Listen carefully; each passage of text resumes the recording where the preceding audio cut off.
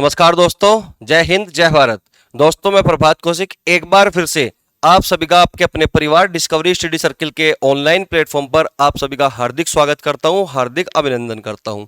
तो चलिए दोस्तों, जो हमने रेशो की मुहिम छेड़ी हुई थी उसी को आगे कंटिन्यू करते हुए एक नए शानदार से क्वेश्चनों के साथ, बिल्कुल नए क्वेश्चनों के साथ जो एग्जाम की दृष्टि से बहुत ज्यादा इंपॉर्टेंट है, उसी से हम आज की क्लास को शुरू करते हैं। ठीक है, तो चलिए भाई।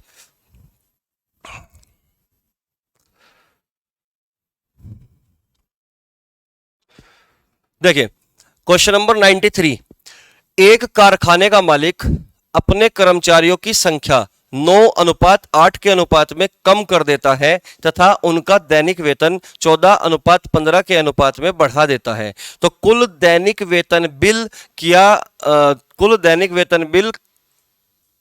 क्या अनुपात में घटेगा या बढ़ेगा? तो आपसे पूछ रहा है कि कुल दैनिक वेतन बिल किस अनुपात में घटेगा या फिर बढ़ेगा। ठीक है, बहुत ज्यादा इंपॉर्टेंट क्वेश्चन है। देखिए, एक कारखाने का मालिक अपने कर्मचारियों की संख्या को 9:8 के अनुपात में कम कर देता है। ठीक है, अपने कर्मचारियों की संख्या को 9:8 के अनुपात में क्या कर देता है भाई? कम कर देता है।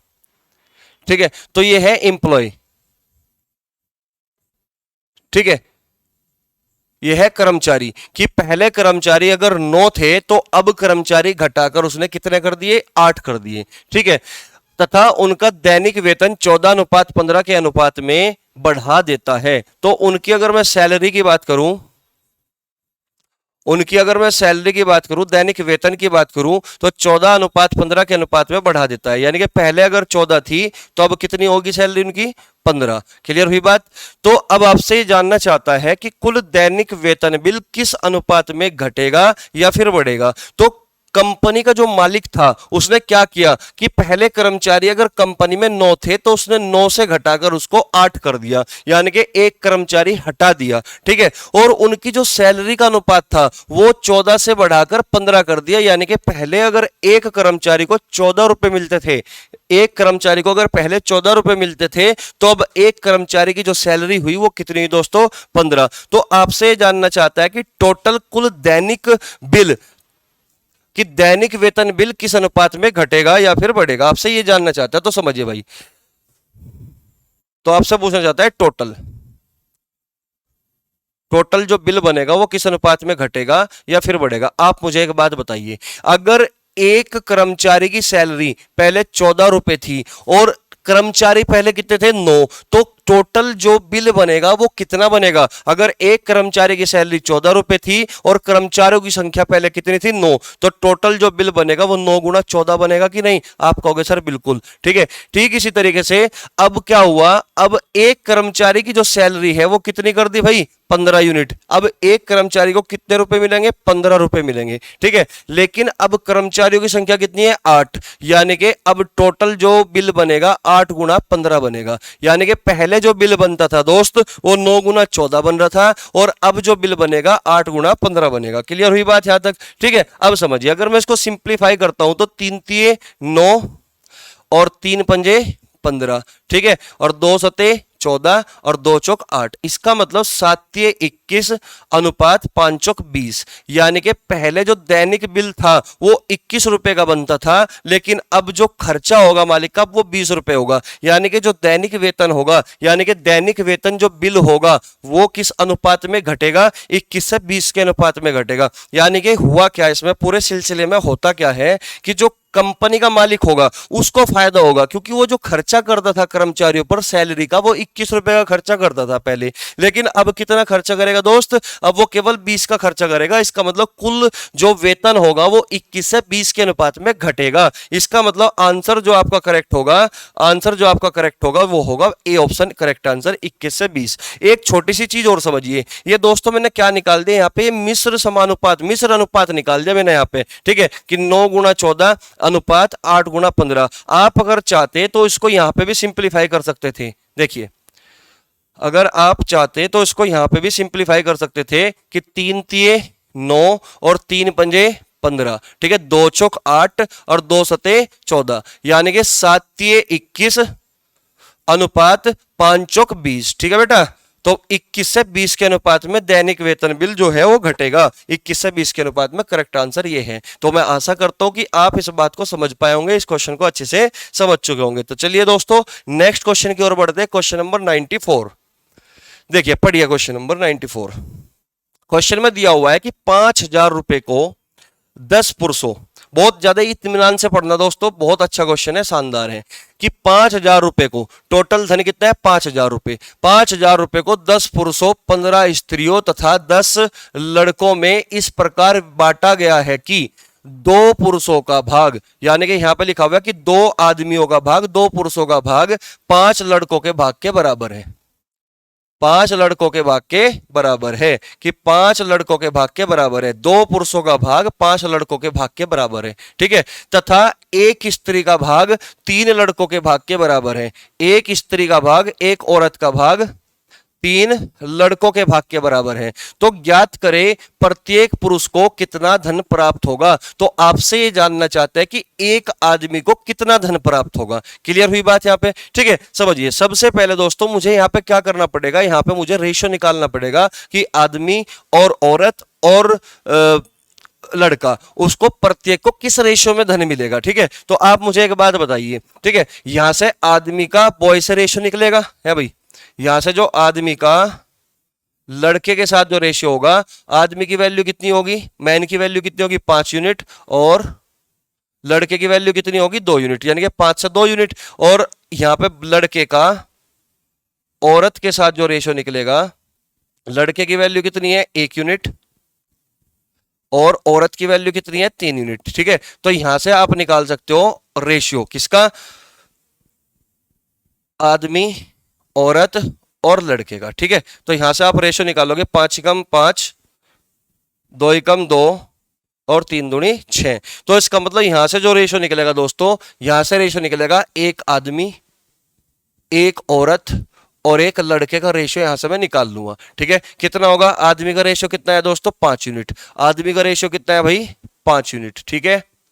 और औरत का जो रेशियो निकलेगा, औरत का रेशियो है कितना 6 यूनिट, और लड़के का रेशियो कितना है दोस्तों, ये लड़के का रेशियो कितना है 2 यूनिट, लड़के का रेशियो होगा आपका 2 यूनिट। क्लियर हुई बात। तो यहां से केवल हमने क्या निकाल लिया, यहां से हमने केवल रेशियो निकाल लिया। जो यहां पे दिया हुआ है ना कि 2 पुरुषों का भाग और 5 लड़कों के भाग के बराबर है, तथा एक स्त्री का भाग 3 लड़कों के भाग के बराबर है, तो इन दोनों बातों को मैंने मर्ज किया, और मर्ज करने के बाद मैंने क्या निकाल लिया, आदमी का औरत के साथ और औरत का लड़के के साथ, यानी कि तीनों को मर्ज कर दिया एक साथ, ठीक है। तो रेशियो निकलेगा किसका, एक आदमी, एक औरत और एक लड़का, कि एक आदमी को 5 यूनिट रुपए मिलते हैं और एक औरत को 6 यूनिट रुपए मिलता है और एक लड़के को 2 यूनिट। इसका मतलब ये ईच का रेशो निकाल लिया प्रत्येक का, कि प्रत्येक को कितना कितना धन मिला। यहां तक मैं आशा करता हूं कि आपको चीजें क्लियर हुई होगी, ठीक है ना। यहां से रेशो निकाल लिया, यहां से कोई दिक्कत नहीं होगी, ठीक है। अब देखिए क्वेश्चन में क्या दिया गया है, क्वेश्चन में दिया गया है कि 10 पुरुष है भाई, पुरुष कितने हैं 10, टोटल पुरुषों की संख्या कितनी है भाई 10, ठीक है। स्त्रियों की संख्या कितनी है भाई, स्त्रियों की संख्या है 15, स्त्रियों की संख्या है 15, ठीक है। और लड़कों की जो संख्या है वो कितनी है, लड़कों की संख्या है 10, लड़कों की संख्या है 10। तो अगर एक आदमी को 5 यूनिट रुपया मिला, तो आप मुझे बताइए टोटल सभी आदमी को कितना धन मिला होगा, है भाई, टोटल सभी आदमी को कितना धन मिला होगा, आप मुझे ये बताओ। आप कहोगे सर अगर एक आदमी को 5 मिला तो 10 आदमी को 50 यूनिट मिला होगा। अगर एक औरत को 6 यूनिट मिला तो 15 औरतों को, 15 औरतों को कितना मिला, 15 छिक्का 90 है भाई, 15 छिक्का 90। अगर एक औरत को 6 यूनिट रुपया मिला तो 15 औरतों को कितना मिलेगा भाई, 15 छिक्का 90 मिलेगा, ठीक है। इसी तरह के ठीक, अगर एक लड़के को 2 यूनिट रुपया मिला तो 10 लड़कों को कितना मिलेगा 20। मुझे यहाँ पे कहीं लगता है कि सवाल में कोई गलती है, एक सेकंड भाई, एक बार चेक कर लूं।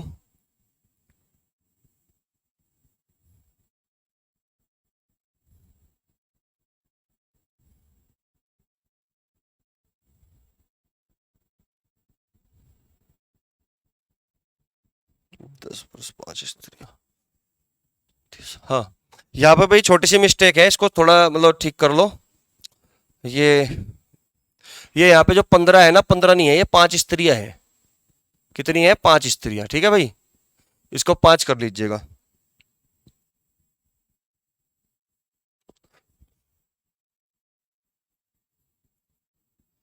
ठीक है,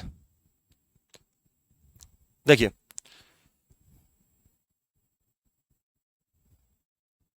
देखिए 5 स्त्रियां, तो यहां भी गलती होगी फिर। तो क्वेश्चन ये था 5,000 रुपए को 10 पुरुष 5 स्त्रियां तथा 10 लड़कों में इस प्रकार वितरित किया गया है, इस प्रकार बांटा गया है कि 2 पुरुषों का भाग 5 लड़कों के भाग के बराबर तथा 1 स्त्री का भाग 3 लड़कों के भाग के बराबर है। तो ज्ञात करें प्रत्येक पुरुष को कितना धन प्राप्त हुआ। ये आपसे जानना चाहता था। ये छोटी सी मिस्टेक थी, इसको आपने ठीक कर लिया होगा। ठीक है, मैं आशा करता हूं। ठीक है, तो आप मुझे एक बात बताइए, यहां से हमने रेशो तो निकाल ही लिया, एक आदमी, एक औरत और एक लड़का का जो रेशो बनेगा 5:6:2। इसका मतलब ये हुआ मेरे दोस्त कि एक आदमी को 5 रुपए मिला और एक औरत को 6 रुपए मिला और एक लड़के को 2 रुपए मिला। लेकिन टोटल जो आदमियों की संख्या है वो कितनी है? 10। अगर एक को 5 मिलेगा तो 10 को कितना मिलेगा मेरे भाई? 50 यूनिट मिलेगा। ठीक है, अगर एक औरत को 6 रुपए मिले तो 5 औरतों को 6 पंजे 30 रुपए मिलेंगे कि नहीं? आप कहोगे सर बिल्कुल। ठीक है, अगर एक लड़के को 2 यूनिट रुपया मिला तो 10 लड़कों को कितना मिलेगा? आप कहोगे 10 दूनी 20। ठीक है, तो आप मुझे ये बताइए, क्या मैं यहां से 0 को हटा सकता हूं? क्योंकि रेशियो बना सकता हूं मैं 5:3:2। इसका मतलब 10 लड़के 5 स्त्रियां और 10 आदमी 5 स्त्रियां और 10 लड़कों में जो टोटल धन का जो अनुपात आया वो 5:3:2 आया। ठीक है, इसका मतलब ये हुआ कि जो अनुपातिक योग होगा इन तीन होगा वो कितना बनेगा भाई? 5 और 3 8 और 2 10। तो टोटल जो धन आया वो 10 यूनिट बना, जबकि क्वेश्चन में दिया हुआ है टोटल धन 5,000 रुपए। टोटल धन कितना दिया हुआ है? 5,000 रुपए। तो एक यूनिट की वैल्यू कितनी होगी भाई? एक यूनिट की वैल्यू होगी आपकी 500 रुपए। एक यूनिट की वैल्यू होगी 500 रुपए। और आपसे जानना चाहता है कि प्रत्येक पुरुष को कितना धन मिला। प्रत्येक पुरुष को कितना धन मिला, तो ये बताइए आप मुझे। अगर एक यूनिट की वैल्यू 500 है तो 5 यूनिट की वैल्यू कितनी होगी? आप कहोगे सर 2500 रुपए। इसका मतलब ये हुआ कि आदमियों की संख्या कितनी है? 10। तो 10 के 10 आदमियों को टोटल 2500 रुपए मिला। लेकिन क्वेश्चन में पूछ रहा है कि प्रत्येक को कितना मिला, तो आप इसको 10 से डिवाइड करोगे तो आपका जवाब कितना बनेगा? 250 रुपए। तो इसका मतलब प्रत्येक ईच मैन को, प्रत्येक आदमी को कितना धन मिलेगा? 2500/10। क्योंकि 10 आदमियों की संख्या है तो आपका जवाब क्या होगा मेरे भाई? 250 रुपए, जो कि सी ऑप्शन इसका करेक्ट आंसर है। क्लियर हुई बात यहां तक? ठीक है, बहुत आसान सा सवाल था, बस थोड़ा सा मतलब कैलकुलेटिव था, आसानी है, कोई ज्यादा बड़ा क्वेश्चन नहीं है। ठीक है, तो केवल इतना ही काम करना था आपको। यहां से आदमी का औरत के साथ और औरत का लड़के के साथ जो ये अलग अलग रेशियो दिए हुए थे, इसको मर्ज करने के बाद प्रत्येक का रेशियो 5:6:2 आया। लेकिन आदमियों की संख्या 10 थी तो 10 पंजे 50। टोटल जो आदमियों को धन मिला वो 50 यूनिट मिला। इसी तरीके से यहाँ पे औरत का, इसी तरीके से लड़के का निकालने के बाद टोटल को टोटल के बराबर रखो। एक यूनिट की वैल्यू 500। अगर एक यूनिट की वैल्यू 500 है तो 5 यूनिट की वैल्यू 2500। तो इसका मतलब ये हुआ कि 10 के 10 आदमियों को टोटल 2500 रुपए धन मिला। तो एक आदमी को कितना मिलेगा? 250 रुपए मिलेगा। सिंपल सी बात है। ठीक है, तो मैं आशा करता हूं कि समझ चुके होंगे। चलिए फिर नेक्स्ट क्वेश्चन की ओर, क्वेश्चन नंबर 95। ठीक है, देखिए पढ़िए, शानदार क्वेश्चन है, काफी अच्छा। 16,562 रुपए को 8 आदमी, 10 औरतें तथा 10 बच्चों में विभाजित किया गया है। प्रत्येक पुरुष को प्रत्येक महिला की तुलना में 25% अधिक और प्रत्येक महिला को प्रत्येक बच्चे की तुलना में 25% अधिक मिलता है। तो प्रत्येक महिला द्वारा प्राप्त राशि का पता लगाए। तो प्रत्येक महिला के द्वारा प्राप्त राशि का पता लगाए। देखिए भाई, बहुत आसान, सेम इसी तरह का क्वेश्चन है। ठीक है, तो आदमी, औरत और बच्चे। आदमी है, औरत है और जी बच्चे हैं। ठीक है, क्वेश्चन में लिखा हुआ कि प्रत्येक पुरुष को प्रत्येक महिला की अपेक्षा 25% अधिक मिलता है। तो 25% की फ्रैक्शन वैल्यू दोस्त 1/4, यानी कि 4 पर 1 ज्यादा है। 4 पर 1 ज्यादा कि अगर एक महिला को 4 रुपए मिलते होंगे तो आदमी को 1 ज्यादा मिलेगा, यानी कि 5 मिलेगा। क्लियर हुई बात यहां पे? ठीक इसी तरीके से यहां पे लिखा हुआ है कि और प्रत्येक महिला को प्रत्येक बच्चे की तुलना में 25% अधिक मिलता है, तो महिला को भी बच्चे की तुलना में 25% अधिक मिलता है। तो 25% का मतलब वही 1/4, 4 पर 1 ज्यादा है। ठीक है, तो प्रत्येक महिला को बच्चे की तुलना में 25% ज्यादा है, यानी कि अगर एक बच्चे को 4 यूनिट मिला तो महिला को 5 मिलेगा। और आप अच्छे से जानते हो कि रेशो मर्ज कैसे करते हैं। ठीक है, तो हमने यहां से रेशो मर्ज कर दिया, 5 पंजे 25, 5 चौक 20 और 4 चौक 16। तो जो ये रेशो निकल के आया दोस्त 25:20:16, ये जो रेशो निकला ये ईच यानी कि प्रत्येक का निकाल लिया हमने कि अगर एक आदमी को 25 रुपया मिला तो एक औरत को 20 रुपया मिला होगा और एक लड़के को 16 यूनिट रुपए मिला होगा। क्लियर हुई बात यहां तक? आप कहोगे सर बिल्कुल, लेकिन आप मुझे एक बात बताइए, आदमियों की संख्या कितनी है? आप कहोगे सर आदमियों की संख्या तो 8 है। औरतों की संख्या कितनी है? औरतों की संख्या कितनी है भाई? 10 है। औरत कितनी है? 10। और लड़कों की संख्या यानी कि बच्चों की संख्या कितनी है भाई? 10। ठीक है, अगर एक आदमी को 25 रुपया मिला तो 8 आदमियों को कितना मिलेगा? आप कहोगे 25/200, 25/200। अगर एक औरत को 20 रुपया मिला तो 10 औरतों को कितना मिलेगा? आप कहोगे सर 200 ही मिलेगा इसको भी। ठीक है, और अगर एक लड़के को 16 रुपया मिला तो 10 लड़कों को कितना मिलेगा? 160 मिलेगा कि नहीं? आप कहोगे सर बिल्कुल। तो जो ये हमने निकाल लिया, ये टोटल का निकाल लिया, टोटल का, कि सभी के सभी आदमियों को और सभी के सभी औरतों को और सभी के सभी बच्चों को कुल धन का जो रेशो बनेगा उनका, वो बनेगा 200, 200, 160। इसको भी अगर हम सिंप्लीफाई करें तो सिंप्लीफाई करोगे आप जब इसको 4 पंजे 20 और 4 पंजे 20 और 4 चौक 16, तो ये आया रेशो इनका 5:5:4। टोटल का जो रेशो बनेगा 5:5:4। मैं आशा करता हूं कि आप मेरी बात को यहां तक समझ पाए होंगे। ठीक है,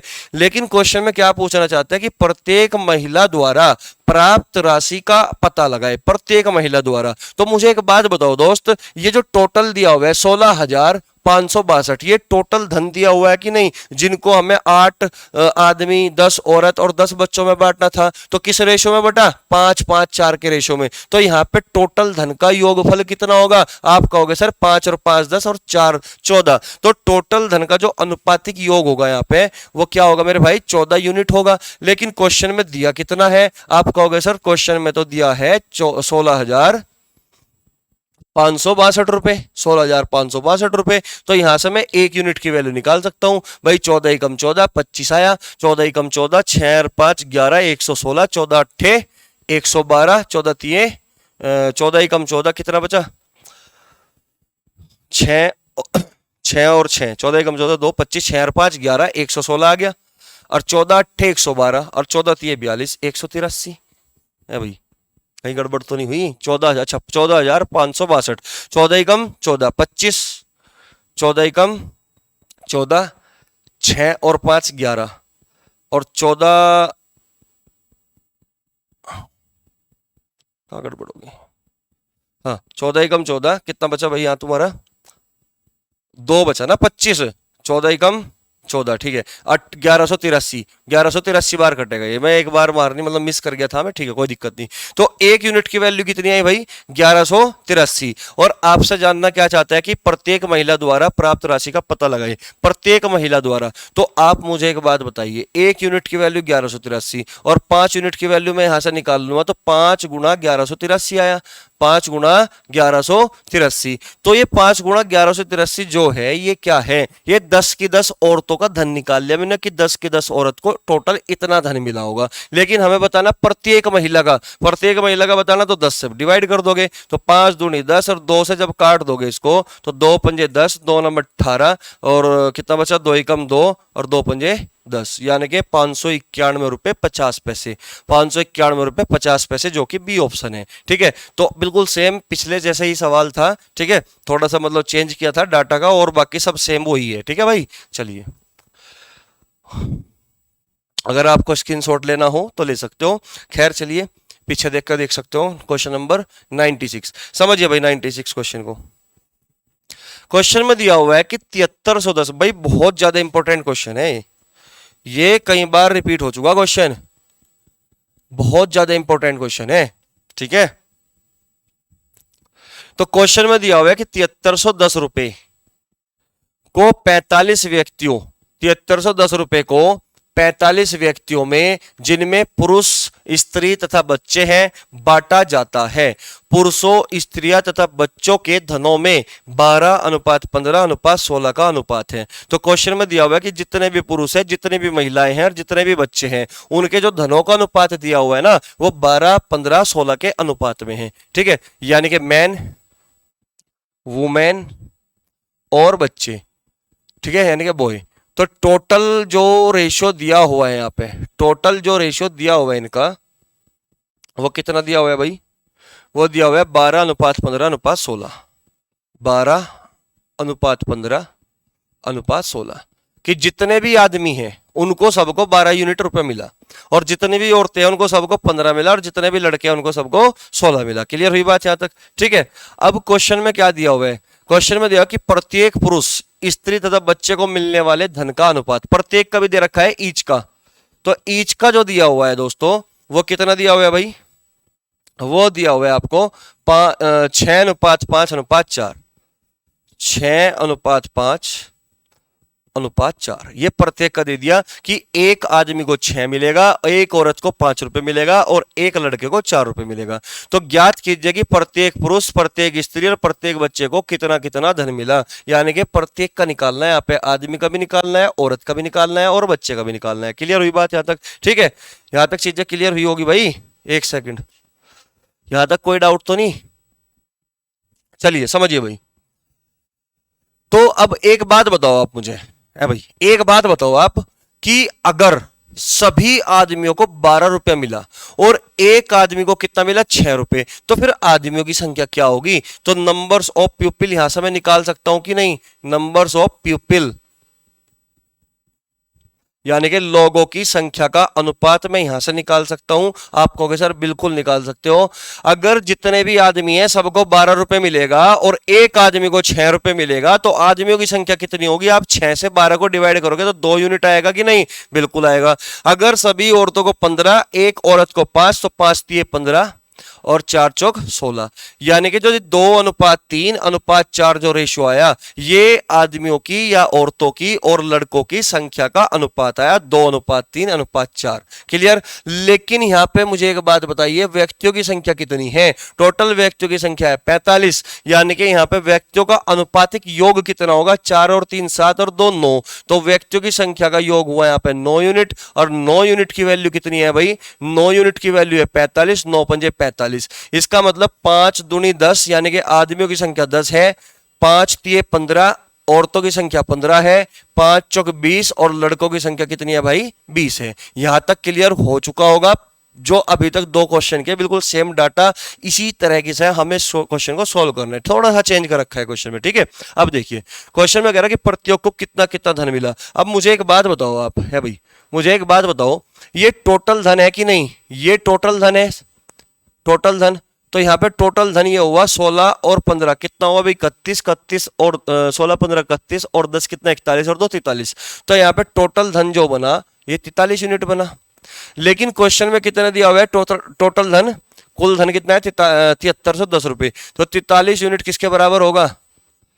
7310 के बराबर होगा, है कि नहीं? 7310 के 17 × 51 5, 17 × 4 68 और 5 हुआ तुम्हारा 73। इसका मतलब एक यूनिट की वैल्यू 170, एक यूनिट की वैल्यू कितनी? 170। और आपसे जानना चाहता है कि प्रत्येक को कितना कितना धन मिलेगा, प्रत्येक को कितना कितना धन मिलेगा। आप मुझे एक बात बताओ, अगर आदमियों को कुल 12 यूनिट मिला, आदमियों को कितना मिला? कुल 12 यूनिट, और एक यूनिट की वैल्यू है 170, तो सभी आदमियों को कितना मिलेगा? 12 × 170, 12 × 170। ये सभी आदमियों का धन आ गया। लेकिन आदमियों की संख्या कितनी है? 10। अगर मैं इसको 10 से डिवाइड करता हूं तो प्रत्येक का निकलेगा, है भाई, प्रत्येक का 0 से 0 कटेगी, 17 दूनी 34 का 4 का से लगे 3, 17 और 3 20, 204 रुपए। यानी कि आंसर वो ऑप्शन होगा जिसमें पहले में 204 होगा। तो ये तो आंसर हो नहीं सकता, ना ये आंसर हो सकता। 204 यहाँ पे है, यहाँ पे है, तो यानी कि 2 ऑप्शन में हम फंस चुके हैं, ये तो ए या डी में। ठीक है, तो एक आदमी का जो धन निकला वो कितना निकला मेरे भाई? एक आदमी का धन 204 रुपए। ठीक इसी तरीके से अगर मैं एक औरत का धन निकालना चाहूं तो एक औरत का धन कैसे निकलेगा, एक यूनिट की वैल्यू 170 और सभी औरतों को 15 यूनिट मिला, सभी औरतों को कितना 15 यूनिट, एक यूनिट की वैल्यू कितनी है भाई 170, तो 15 गुणा 170, ये सभी औरतों का धन आया। लेकिन औरतों की संख्या कितनी है 15, मुझे तो एक औरत का चाहिए तो 15 से डिवाइड कर दोगे तो 170 रुपए, ये कितना आया 170 रुपए। तो 170 रुपए कहां पे मिलेगा, यहां पे तो 170 नहीं है तो ये आंसर नहीं है, तो आंसर तो आपका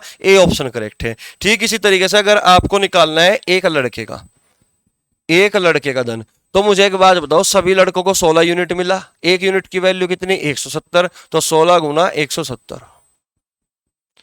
लेकिन मुझे एक लड़के का चाहिए, लड़कों की संख्या है 20, 20 से डिवाइड कर दोगे आप इसको, 0 से 0 काट दोगे, 2 अट्ठे 16, 17 अट्ठे 136, तो आंसर कितना है 136 रुपए। तो एक लड़के का धन कितना है भाई, एक लड़के का धन है 136। तो मैं आशा करता हूं कि आप मेरी बात को समझ पाए होंगे, इस सवाल को अच्छे से क्लियर हो चुका होगा। ठीक है तो बस थोड़ा सा ही चेंज था इसमें, क्वेश्चन में यहाँ पे व्यक्तियों की संख्या दी गई थी, तो सबसे पहले हमें व्यक्तियों की संख्या निकालनी पड़ेगी, जबकि पिछले दो क्वेश्चनों में क्या था, पिछले दो क्वेश्चनों में ऑलरेडी हमें व्यक्तियों की संख्या दी गई थी। ठीक है, इसी तरीके से हमें सबसे पहले व्यक्तियों की संख्या निकालनी पड़ेगी, बाकी सब सेम था, प्रोसेस बिल्कुल क्लियर है, बिल्कुल सेम है। ठीक है, तो चलिए नेक्स्ट क्वेश्चन की ओर बढ़ते हैं, क्वेश्चन नंबर 97। क्वेश्चन नंबर 97 भी कुछ कुछ ऐसे ही दिखाई दे रहा होगा कि 40 लोग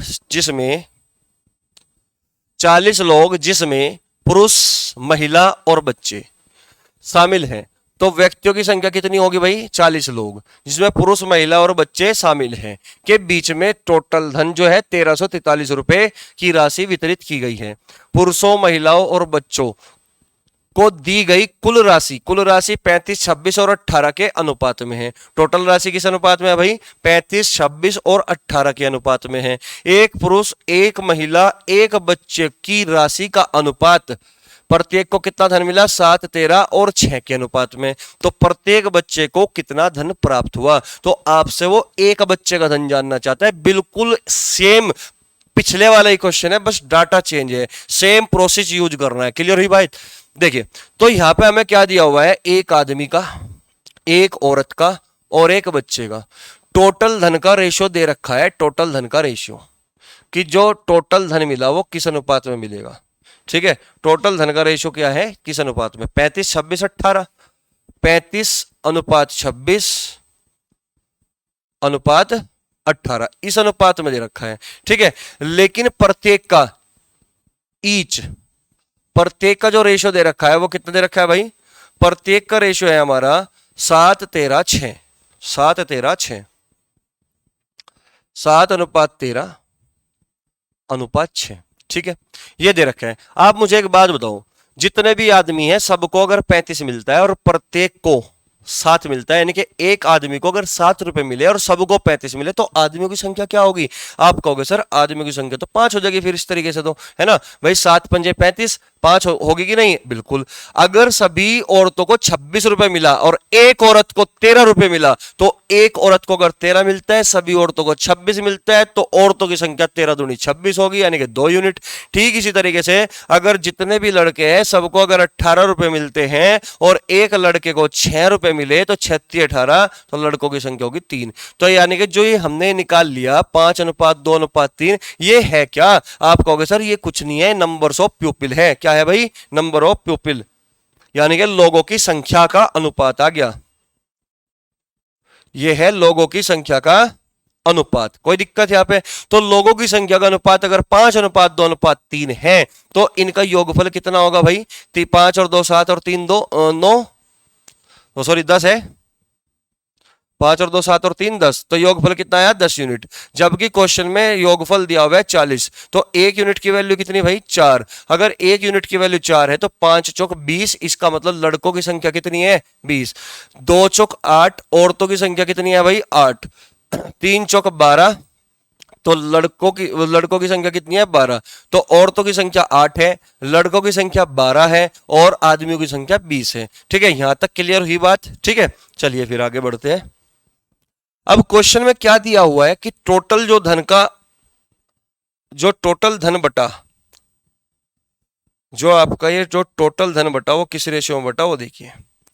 टोटल धन का जो अनुपात है वो 35, 26, 18 है, और जबकि यहाँ टोटल धन कितना है भाई 1343 रुपए। तो टोटल धन अनुपातिक योग कितना होगा कुल धन का? कुल धन का अनुपातिक योगफल कितना होगा भाई? ये होगा, जोड़ लो, 8 और 6 14, 14 और 5 कितना हुआ 19 का 9 का हासिल लगे 1, 2 और 2 4 और 3 7, 79 यूनिट हो गया। तो कुल योगफल कितना हुआ 79 यूनिट। लेकिन क्वेश्चन में कितना दे रखा है भाई 1343 रुपए, 1343 रुपए। तो 1 यूनिट की वैल्यू आप यहां से आराम से निकाल सकते हो है भाई। 17 निम्मा 153 का 3, 15 हासिल, 17 सत्ते 119 और 15 134। इसका मतलब ये 1 यूनिट की वैल्यू कितनी हुई 17। 1 यूनिट की वैल्यू कितनी हुई 17। क्लियर होगी बात। और आपसे जानना चाहते हैं कि प्रत्येक बच्चे को कितना धन मिला, प्रत्येक बच्चे का। तो आप मुझे एक बात बताएं, अगर प्रत्येक बच्चे का पूछना चाहता है, प्रत्येक बच्चे का, तो जितने भी बच्चे हैं सबको कितना मिला 18 यूनिट। सबको कितना मिला 18 यूनिट। 1 यूनिट की वैल्यू है 17, यानी कि 18 यूनिट की वैल्यू कितनी होगी फिर 18 गुना 17, यानी कि सभी बच्चे को कुल इतना रुपया मिला। लेकिन एक बच्चे का निकालना है तो बच्चों की संख्या कितनी है 12, तो आप 12 से डिवाइड कर दीजिएगा इसको। 12 से डिवाइड करोगे तो आपको पता लगेगा कि एक बच्चे को कुल कितना धन मिला। तो 6 18 और 6 दूनी 12, 17 51, 51/2, यानी कि 5 एकम 5 और 5 पंजे 25, और पॉइंट लग गया यहाँ पे तो 25 रुपए 50 पैसे। तो इसका मतलब मैं ये कह सकता हूं कि प्रत्येक बच्चे को जो धन मिलेगा वो 25 रुपए 50 पैसे मिलेगा, जो कि आपका डी ऑप्शन करेक्ट होगा। ठीक है, बिल्कुल इजी क्वेश्चन हो चुका होगा अब। ठीक है, अगर आपने पिछले क्वेश्चन समझ लिए होंगे तो ये क्वेश्चन आपको बहुत ही ईजी लगा होगा। ठीक है,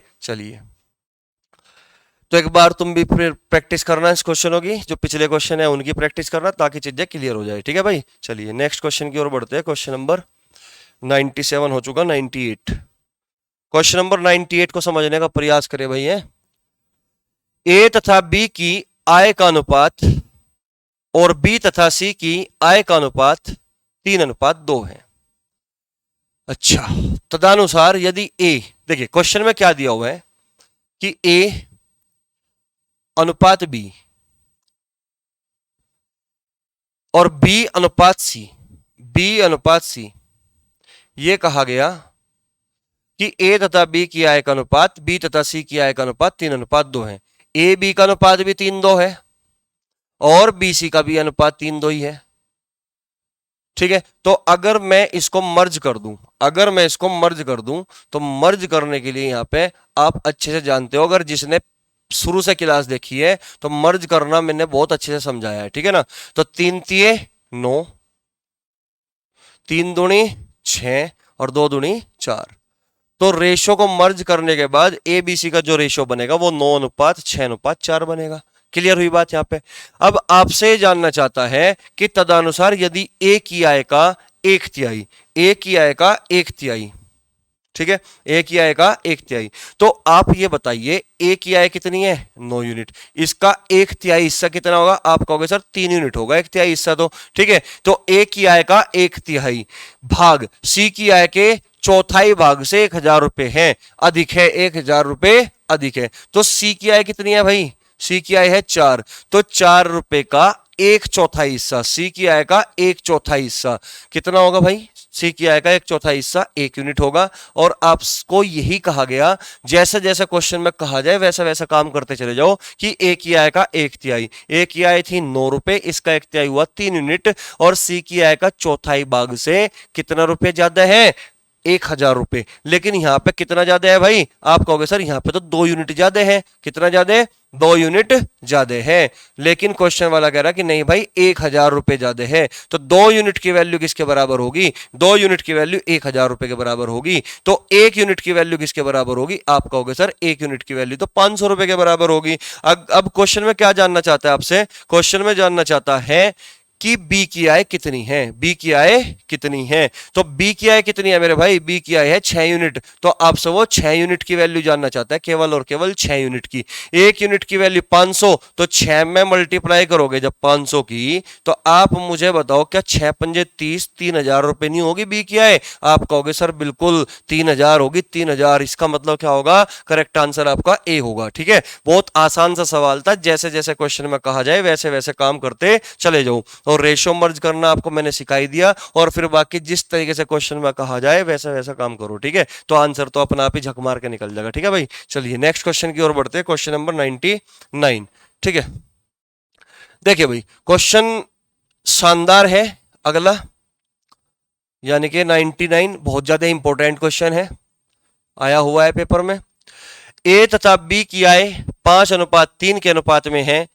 ए बी एवं सी के खर्च का अनुपात 8:5:2 के अनुपात में है। तो इसका मतलब यहां पे क्वेश्चन में 3 प्राणी दिए हुए हैं, ए बी और सी, 3 लोग हैं हमारे पास। ठीक है, तो भाई इनकम का जो रेशियो है यहां पे, इनकम का जो रेशियो दिया हुआ है ए बी सी का, ए तथा बी की आय का अनुपात 5:3 है। तो यहां पे 5:3 है। सी की इनकम हमें पता नहीं क्योंकि क्वेश्चन में दी नहीं गई। ठीक है, ए बी सी के खर्चे का अनुपात कितना दिया हुआ है भाई, खर्चे का अनुपात 8:5:2। तो जो एक्सपेंडिचर यानी कि खर्चे का जो अनुपात है वो कितना है, 8:5:2। तो सी का खर्चा दिया हुआ है हमें, इनकम नहीं दी गई। ठीक है, सी का हमें क्या दे रखा, खर्चा, इनकम नहीं दी गई। ये 5:3 ए तथा बी की आय का अनुपात है।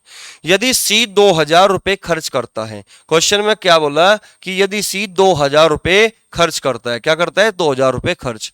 तो सी ने किया कितना खर्च भाई, 2000 रुपए, और बी 700 रुपए बचाता है, बी 700 रुपए बचाता है, सी खर्च करता है 2000, बी 700 रुपए बचाता है, तो ए की बचत कितनी होगी। तो आप मुझे एक बात बताओ मेरे भाई, अगर ए की बचत जानना चाहता है तो ए की बचत तभी तो निकलेगी जब हमारे पास ए की इनकम होगी, और उसकी इनकम में से अगर मैं एक्सपेंडिचर को माइनस कर दूं, सब्ट्रैक्ट कर दूं, तो तभी तो मुझे ए की सेविंग्स पता लगेगी। यानी कि ए की इनकम में से ए का एक्सपेंडिचर यानी कि खर्च घटाने के बाद ए की सेविंग्स का पता लगेगा। इसका मतलब हमारे जीवन का जो मकसद होगा वो यही होगा कि ए की इनकम कितनी है और ए ने खर्च कितना किया, तभी तो इनकम में से खर्च को घटाने के बाद ही तो मुझे पता चलेगा ना कि सेविंग्स कितनी होगी। आप कहोगे सर बिल्कुल बिल्कुल सेम एज इट इज यही काम करना है अब हमें। ठीक है, अब देखिए करना क्या है, एक बात बताओ आप, अगर सी 2000 रुपए खर्च करता है, लेकिन यहां सी ने कितना खर्च किया, 2 यूनिट, तो क्या 2 यूनिट की वैल्यू 2000 रुपए होगी। आप कहोगे सर बिल्कुल 2 यूनिट की वैल्यू 2000 रुपए होगी। तो 1 यूनिट की वैल्यू कितनी होगी, आप कहोगे सर 1 यूनिट की वैल्यू 1000 रुपए होगी। ठीक है सर, अब एक बात बताओ, अगर 1 यूनिट की वैल्यू 1000 रुपए, तो 8 यूनिट की वैल्यू कितनी है, 8 यूनिट की वैल्यू 8000 रुपए। तो इसका मतलब हमने एक का जो खर्चा है वो तो निकाल लिया, ए का खर्चा तो निकाल ही लिया। अब हमें निकालना क्या है, हमें निकालना है ए का इनकम, आय। ठीक है, यहां पे क्वेश्चन में दिया हुआ है कि बी जो है 700 रुपए बचाता है, बी 700 रुपए बचाता है, तो खर्च कितना कर रहा है भाई, बी कर रहा है 500 रुपए, 5000 रुपए खर्च। 1 यूनिट की वैल्यू 1000 है, तो 5 यूनिट की वैल्यू 5000।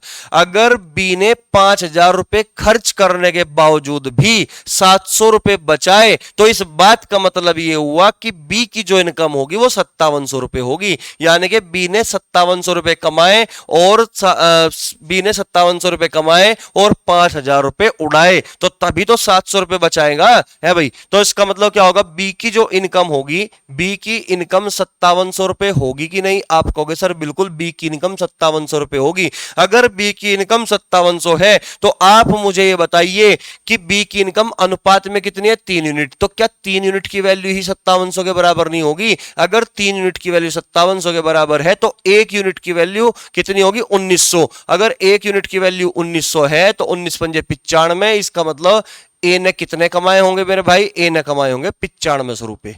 ए ने कितने कमाए होंगे, 9500 रुपए। तो ए की इनकम निकाल ली हमने, ए की इनकम है 9500 रुपए। ए कमाकर कितना लाया, 9500 रुपए। ठीक है, तो ए की इनकम 9500, और ए का जो खर्चा है वो कितना है भाई, ए का खर्चा है आपका 8,000 रुपए। तो मुझे ये बताओ ए की सेविंग्स कितनी होगी, ए की सेविंग्स कितनी होगी फिर 9,500 में से जब तुम 8,000 घटा दोगे तो क्या 1,500 रुपए नहीं बचा लेगा? तो इसका मतलब इस सवाल का उत्तर ये है 1,500 रुपए, जो कि आपका करेक्ट आंसर ए होगा। ठीक है, तो आसान सा क्वेश्चन था, जैसे जैसे क्वेश्चन में कहा गया हमने वैसे वैसा काम कर दिया, तो आप खुद ही निकल गया आंसर, तो ये समझ लो बस। ठीक है, बस कर्म करते रहो, फल की चिंता नहीं करनी, फल तो अपना ईश्वर दे ही देगा। ठीक है, वो चाहे जिस भी डायरेक्शन में तुम्हारा कर्म चलेगा उसी डायरेक्शन में तुम्हें क्या मिलेगा, फल मिलेगा। ठीक है, पढ़ाई की डायरेक्शन में जाओगे तो पढ़ाई वाला फल मिलेगा। ठीक है, अगर तुम गलत डायरेक्शन में जाओगे तो सीधी सी बात है, समझ रहे होगे आप, होशियार हो। ठीक है, चलिए, मैं अपने मुंह से नहीं कुछ कहना चाहता। क्वेश्चन नंबर 99 हो चुका, क्वेश्चन नंबर 100 को समझने का प्रयास करते हैं भाई। ठीक है, पढ़िएगा पहले।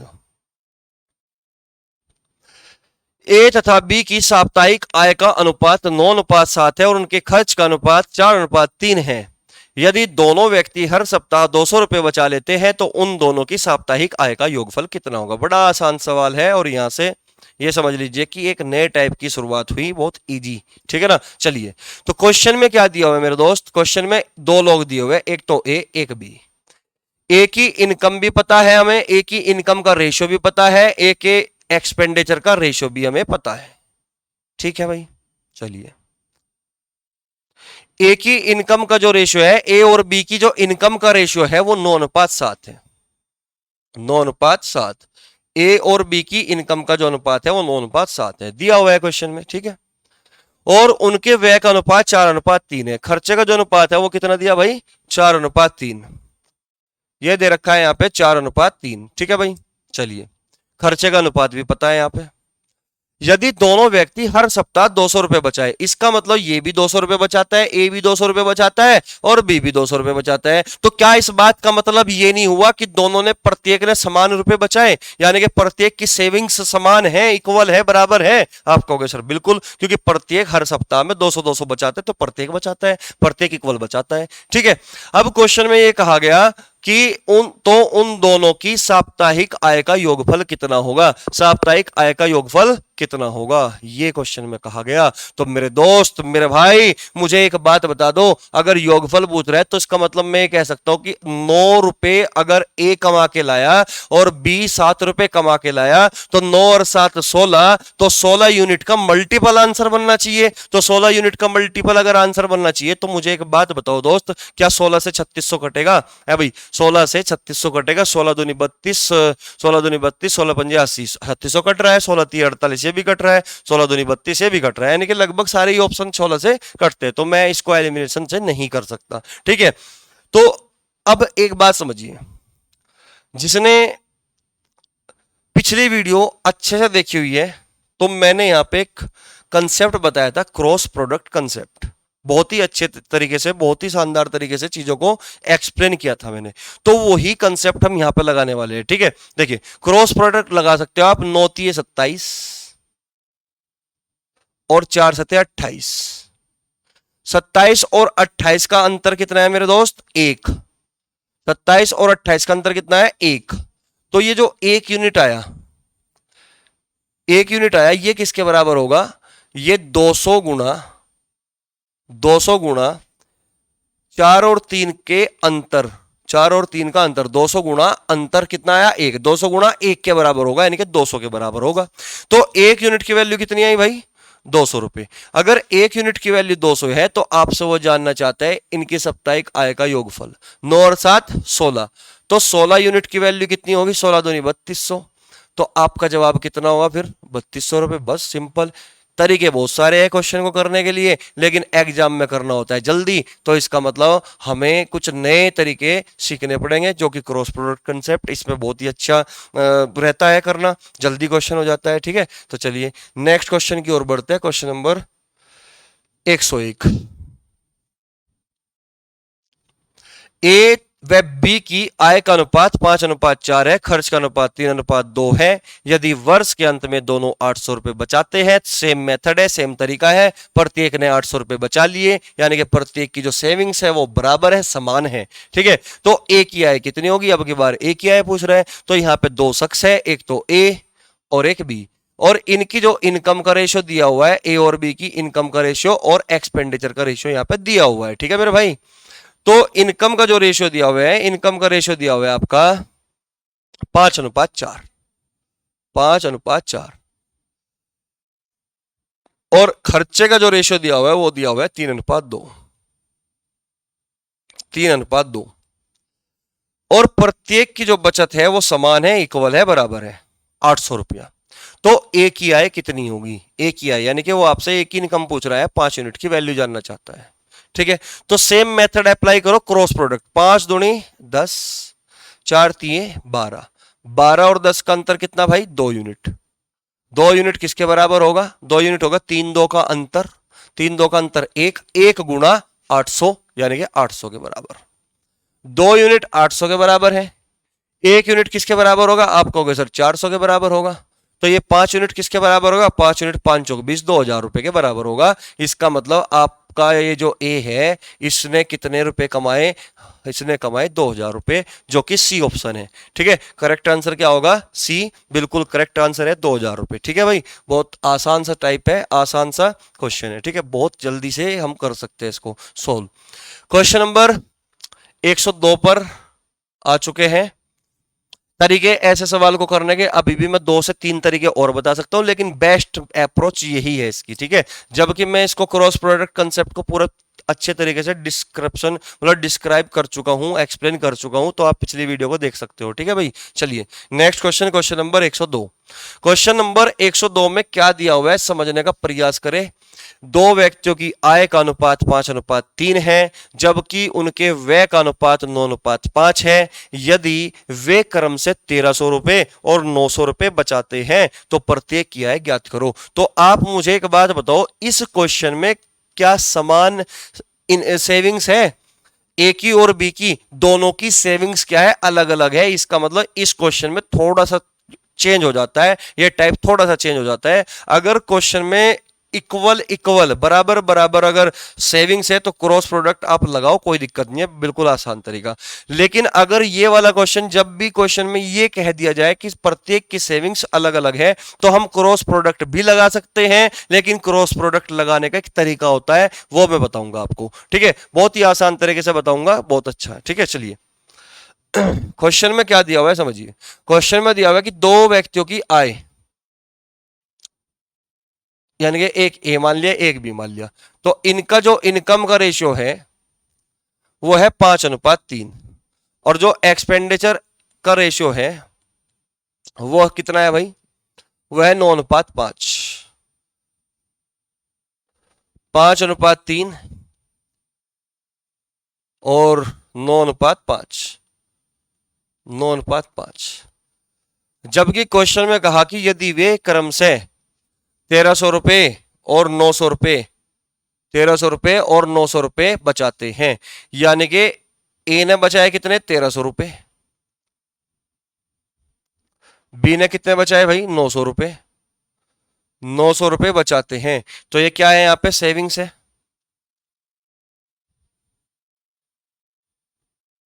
ये क्या है भाई, यहां पे सेविंग्स है कि नहीं है, आप कहोगे सर बिल्कुल ये सेविंग्स है। तो रेशो किसका आ गया, मतलब रेशो नहीं, 1300 और 900 रुपए सेविंग्स है। इनकम का रेशियो 5:3, खर्चे का रेशियो 9:5, और 1300 रुपए ए ने बचाए, 900 रुपए बी ने बचाए, तो प्रत्येक की आय ज्ञात करो। आप मुझे एक बात बताओ छोटी सी,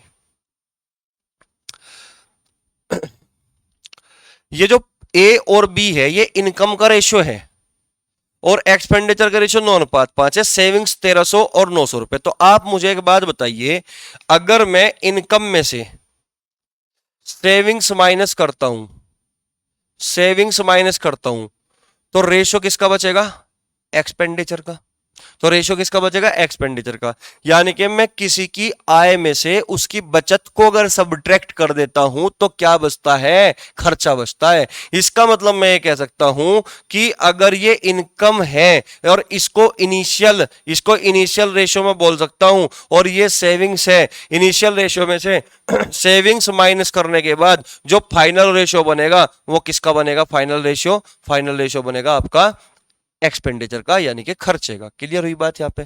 तो कुछ देर के लिए, थोड़ी देर के लिए मैं इसको कह सकता हूं कि ये आपका इनिशियल रेशियो है, इनिशियल रेशियो है, और इस इनिशियल रेशियो में से अगर आप सेविंग्स को घटाते हो तो ये फाइनल रेशियो ये बनेगा आपका एक्सपेंडिचर का। बनेगा कि नहीं? आप कहोगे सर बिल्कुल बनेगा। तो आप मुझे एक बात बताइए, अगर मैं थोड़ी देर के लिए ए की इनकम को 5x मान लेता हूं और बी की इनकम को 3x मान लेता हूं, और मैं ए की इनकम 5x में से इसकी सेविंग्स 1300 रुपए घटा दूं, यानी कि 5x में से सेविंग्स 1300 रुपए घटा देता हूं। ठीक इसी तरीके से बी की जो इनकम है 3x में से क्या घटा देता हूं? 3x में से मैं घटा देता हूं 900 रुपए, यानी कि बी की सेविंग्स। तो जो घटाने के बाद फाइनल रेशियो बनेगा, फाइनल रेशियो वो एक्सपेंडिचर का बनेगा 9/5। बचेगा कि नहीं? 9/5 बचेगा कि नहीं? आप कहोगे सर बिल्कुल बचेगा, बिल्कुल बचेगा। क्लियर हुई बात? तो आप मुझे एक बात बताइए, अगर मैं यहां से क्रॉस प्रोडक्ट कर दूं तो 9×3 = 27 माइनस 9×9 = 81, तो 27x माइनस 8100 बराबर 5×5 = 25x माइनस 6500 माइनस 6500। भाई 5 से काट दोगे, वो 5 की मल्टीप्लाई 13 में करोगे 6500, 6500। ठीक, तो आप मुझे बताइए 27x में से जब मैं 25x घटाऊंगा, यानी कि 25x जब इक्वल के इधर आएगा तो क्या बचेगा? 2x बचेगा। जब 8100 बराबर के उधर जाएगा तो पॉजिटिव हो जाएगा, और 8100 में से ये 6500 घटाओगे तो 81 माइनस 65 16, यानी कि 1600 बचेगा। तो x की वैल्यू कितनी होगी? आप कहोगे सर 800 रुपए होगी x की वैल्यू। x की वैल्यू कितनी होगी? 800 रुपए। और आपसे जानना ये चाहता है कि प्रत्येक की आय कितनी होगी, तो प्रत्येक की आय कितनी है? 5x और 3x, यानी कि a की जो इनकम होगी वो 5x होगी कि नहीं? 5x यानी कि 5×8 = 40, यानी कि 4000 रुपए। बी की जो इनकम होगी वो कितनी है भाई? 3x है, और एक्स की वैल्यू कितनी है? 800, 8×3 = 24, यानी कि 2400 रुपए। तो ए की इनकम कितनी है भाई? 4000 रुपए। बी की इनकम कितनी है? 2400 रुपए। तो 4000 और 2400 बी आंसर है, तो करेक्ट आंसर क्या होगा? बी। तो ये तो था आपका बेसिक मेथड, ट्रेडिशनल मेथड। ठीक है, इसी से मैं एक छोटा सा कंसेप्ट निकलेगा यहां से ही, वही हम यूज करेंगे। हालांकि पिछली वीडियो में मैं बता चुका हूं उसको भी। तो ये बिल्कुल एक बेसिक मेथड था कि इनिशियल में से अगर मैं सेविंग्स घटा दूं, इनिशियल इनकम के रेशियो में से अगर मैं सेविंग्स घटा दूं तो फाइनल रेशियो बनेगा किसका? एक्सपेंडिचर का। ठीक है, मैं आशा करता हूं कि आप मेरी बात को समझ चुके होंगे। तो मैं इस क्वेश्चन को विदाउट एक्स, विदाउट वेरिएबल माने कैसे क्वेश्चन को सोल्व करना है वो समझना है। ठीक है, मिटाऊं इसको, स्क्रीनशॉट ले सकते हो आप इसका। चलिए, तो ये लास्ट क्वेश्चन है आज की क्लास का एक तो, और खानदार क्वेश्चन है, काफी अच्छा क्वेश्चन है। ठीक है, मिटा रहा मैं इसको। ठीक है, अब समझिए।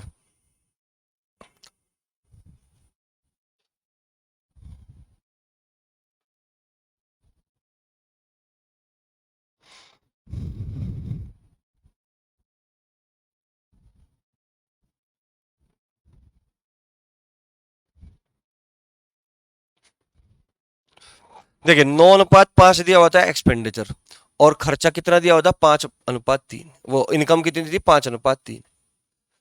देखो, जब भी क्वेश्चन में अलग अलग सेविंग्स हो, अब तक तो हम समान सेविंग्स की बात करते हैं कि प्रत्येक ने इक्वल इक्वल सेविंग्स की, प्रत्येक की बचत समान है। लेकिन यहाँ पे प्रत्येक की बचत समान नहीं है, तो एक की 1300 है, एक की 900 है। तो तब हम क्वेश्चन को कैसे करते हैं? कैसे हम क्रॉस प्रोडक्ट को लगाते हैं। ठीक है, तो आप मुझे एक बात बताइए, हमें ये तो बात पता ही है कि मैं क्या करने वाला हूं। मैं करने वाला हूं कि इनिशियल जो इनकम का रेशियो है उसमें से मैं क्या घटाऊंगा? इनकम के रेशियो में से 1300 रुपए घटाऊंगा। यानी कि ए की इनकम में से अगर मैं ए की सेविंग्स घटाता हूं, बी की इनकम में से अगर मैं बी की सेविंग्स घटाता हूं, तो ये माइनस कर रहा हूं मैं यहाँ पे। सेविंग्स को क्या कर रहा हूं? माइनस कर रहा हूं। तो फाइनल रेशियो किसका बनेगा? एक्सपेंडिचर का बनेगा कि नहीं? आप कहोगे सर बिल्कुल फाइनल रेशियो बनेगा। तो आपको एक छोटी सी बात और समझनी पड़ेगी। अगर माइनस माइनस की मैं बात करता हूं तो जब भी सेम साइन होते हैं, जब भी सेम साइन होते हैं तो हमेशा सब्ट्रैक्ट होता है।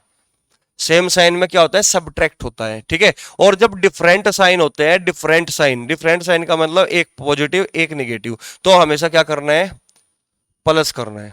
सेम में घटता है, डिफरेंट में जुड़ता है। क्लियर हुई बात? सेम में घटता है, फिर से सुन लो, सेम में घटता है और डिफरेंट में जुड़ता है। अभी आपने देखा कि बीच में बराबर था, 8100 इधर भी था माइनस का, और इधर माइनस के 6500 था कि नहीं? तो दोनों माइनस के, जब 8100 उधर जाएगा जाके, तो 8100 उधर जाके पॉजिटिव होगा कि नहीं होगा? तो 8100 और 6500 माइनस माइनस के थे, और जब उधर गया तो ये पॉजिटिव हो गया। क्लियर होगी बात? तो इसी आधार पर मैं कह सकता हूं कि अगर साइन सेम है तो घटा दो, सब्ट्रैक्ट कर दो, और अगर सेम डिफरेंट है, अलग अलग है, तो जोड़ दो। ये केवल यहाँ की बात नहीं, बहुत जगह यूज होता है, ये रीजनिंग में भी कंसेप्ट यूज करते हैं, मैथमेटिक्स में भी कंसेप्ट यूज करते हैं। ठीक है, तो डिफरेंट साइन पे क्या करना है, जोड़ना है, और सेम साइन में क्या करना है, सब्ट्रैक्ट करना है। ठीक है, तो अब मैं लगाना चाहता हूं यहाँ पे क्रॉस प्रोडक्ट कंसेप्ट। देखिए कैसे लगेगा, 9 27, 5 पंजे 25, 25 और 27 का जो अंतर आया वो कितना है मेरे भाई, आप कहोगे सर 2 यूनिट। 2 यूनिट, 25 और 27 का अंतर कितना है, 2 यूनिट। तो 2 यूनिट किसके बराबर होगा, अब समझिएगा। 13 पंजे 65, 6500, 9 नम 8100, 8100 और 6500। अब 8100 और 6500, अब मुझे ये सोचने वाली बात यह है कि 8100 और 6500 को मुझे अंतर करना है या फिर 8100 और 6500 को मुझे जोड़ना है। तो आप समझिएगा, अभी बताया कि सेम साइन। तो मुझे एक बात बताओ, मैं इनकम के रेशियो, इनकम में से मैं सेविंग्स घटा रहा था तो माइनस कर रहा था। ठीक है, इनकम में से मैं सेविंग्स घटा रहा था तो यहां पे भी माइनस कर रहा था। तो सेम साइन है कि नहीं, और जहां पर सेम साइन होते हैं वहां पे हमेशा सब्ट्रैक्ट करते हैं, अंतर निकालने के लिए हमेशा सब्ट्रैक्ट करते हैं। और जहां पर डिफरेंट साइन होते हैं, एक प्लस का होता और एक माइनस का होता, तो जब मैं क्रॉस प्रोडक्ट करता तो इनको मैं जोड़ देता। क्लियर हुई बात। ठीक है, तो 13 पंजे 6500, 9 नम 8100, 8100 और 6500 को मुझे अंतर करना है, और अंतर आएगा कितना, 1600। तो 2 यूनिट 1600 के बराबर है, 1 यूनिट 800 के बराबर है, 1 यूनिट 800 के बराबर है। तो आपको निकालना क्या था भाई, आपको निकालना था एक की इनकम 5 अट्ठे 40, 4000 रुपए, बी की इनकम 3 अट्ठे 24 यानी कि 2400 रुपए, यानी कि 2400 रुपए। तो आंसर आपका आ चुका 4000 और 2400, यानी कि जो कि करेक्ट आंसर बी है। ठीक है, बस आपको इतना सा काम करना, और मैं आशा करता हूं कि आज की क्लास आपको काफी अच्छी लगी होगी। अगर आपको कहीं ना कहीं ये लगे कि इस क्लास से आपको कोई ना कोई बेनिफिट हुआ, बेनिफिशियल रही है आपके लिए, और अपने दोस्तों में शेयर करो, जहां जहां आप शेयर कर सकते हो शानदार तरीके से, मतलब थोड़ा प्रचार करो इस चीज का। ठीक है, और अगर कहीं भी तुम्हें लगता हो कि चीजें क्लियर ना हो पाए तो कमेंट करके जरूर बताइएगा। ठीक है भाई, हम कोशिश तो यही करते हैं कि एक एक चीज क्लियर हो जाए, लेकिन बच्चा क्या करता है, वो बीच में से घुस जाता है किसी भी चैप्टर में। ठीक है, अगर बिल्कुल स्टार्टिंग से चीजों को पढ़ता हुआ चले ना, तो एक भी डाउट नहीं आएगा सामने, ये मेरा वादा है। ठीक है, तो चलिए दोस्तों, नेक्स्ट वीडियो में मिलते हैं, कल मिलते हैं। ठीक है, तब तक के लिए धन्यवाद, पढ़ते रहिए, खुश रहिए। ठीक है, जय हिंद, जय भारत।